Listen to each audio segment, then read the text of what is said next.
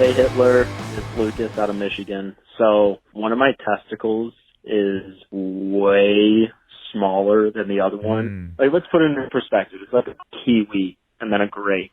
Does this mean I'm infertile? Get back to me. I'm coming up in May. All right, buddy. Piss on me, beat me. Of course. Oh, one ball's bigger than the other. Yeah, it doesn't really mean anything necessarily. Sometimes it's that the other ball is bigger.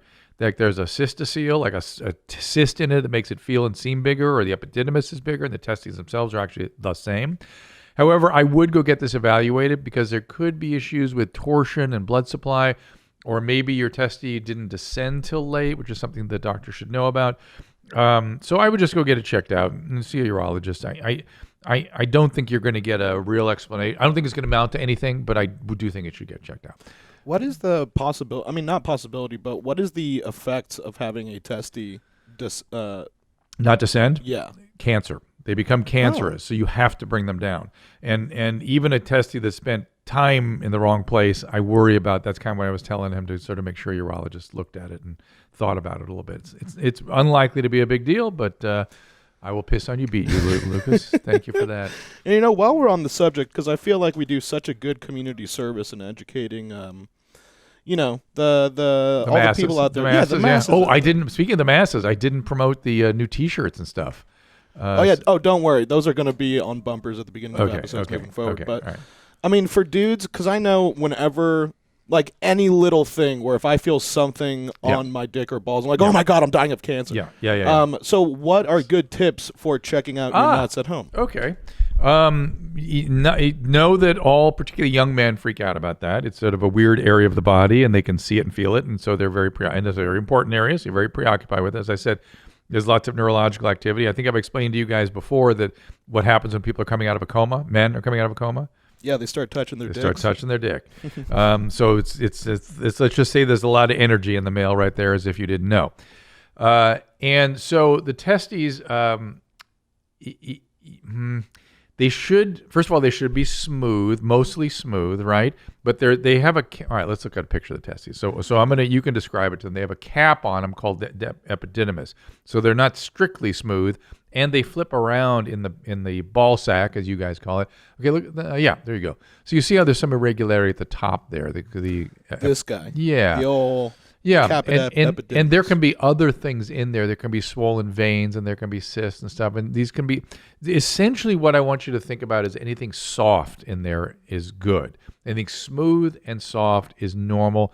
Though if it's a cyst or a swollen vein or a cystocele, you do want to get these things checked out if they're sort of large and sort of distinct from, like a tire bleb on the side of a tire. It's something coming out of the testy. You want to get that checked out. But the testy itself should have like the consistency of like do you know what a Super Ball is? A Super Ball? Oh boy, I'm aging myself. Hold on, I think we called them a Z ball. A rubber ball, like a firm rubber ball, not a soft rubber ball. Yeah, the Super Balls. Oh, like one of those bouncies. Yeah, a bouncy ball. Yeah. That's it. It's just like Super Balls are a little more firm than testes, but it's that kind of feel. You should be able to squeeze it between your fingers and your thumb, and it should be quite smooth. Now, in terms of what you need to worry about, if you're going across the surface of the testy and you feel something hard, not firm, hard, like imagine embedded in the side of that testy is a pebble. What that would feel like if you ran your hand across it, you'd feel like, smooth. Ooh, a rock. It's a rock. It's sharp. It's jagged, like a piece of wood or something. That is what you got to worry about. If you feel anything like that, and of course get everything checked out if you have any concerns at all, but you just look at this picture. How many people will actually see this picture, you think? Oh, everyone that's watching the show. All right. So look at that picture and just see how smooth and shiny it all is. It should feel that kind of smooth, but let's put up a cystocele. Look up a cystocele. Testicle cystocele, yeah. C-O-E-L-E. No, cystos. No. You're going to get a bladder with cysto. C-O-E-L-E. Oh, boy. All right. Keep going down. None of those are very good. Hydrocele. Yeah. Hydrocele. Cystocele just means fluid-filled sac. Okay, look up varicocele. I just want to give you an example of something that is attached to the testy, but is nothing to worry about. VAR, varicocele, VARI. Yeah, there you go. Let's check it out. That's up. That's That's veiny. A little different. That's a little different. Yeah, I'm. God damn! Some people's nuts look like this. Yeah. You get these engorged veins up in the source of the testy. And what's the deal with varicose veins? Do those hurt? Varicose veins just means veins that are enlarged. That's all it means. Oh, okay. And the cystocele, the varicocele, it feels like a bag of worms. See on the side there, the bag of worms. It's nothing. It's normal. It's no big deal. Okay, go back to. I have to look up spermatocele. We're going to show you guys all the different things that can grow off your testes that are nothing. There you go. Spermatoceles are a little more sort of typical. The kind of thing you're there. The upper. No, upper right. Just can you enlarge that picture? Oh, there we go. Well done. So you see how it's just another. Like, it's not a marble, because marble would be hard again, right? Marble I'd worry about, though even that is typically nothing unless it's sort of rock-like. This is like a people will say, oh, I have another testy. I have 2 testes in my ball sack. They'll say things like that, because it does have almost the exact consistency of the testy itself. Now let's look at an inguinal hernia in testicular sac. And, you're going to see some lovely things. Inguinal hernia, which means a hernia is bowel breaking through the abdominal wall, essentially. And we have a weak spot in our inguinal canal. That's where people think about hernias. Pictures. Here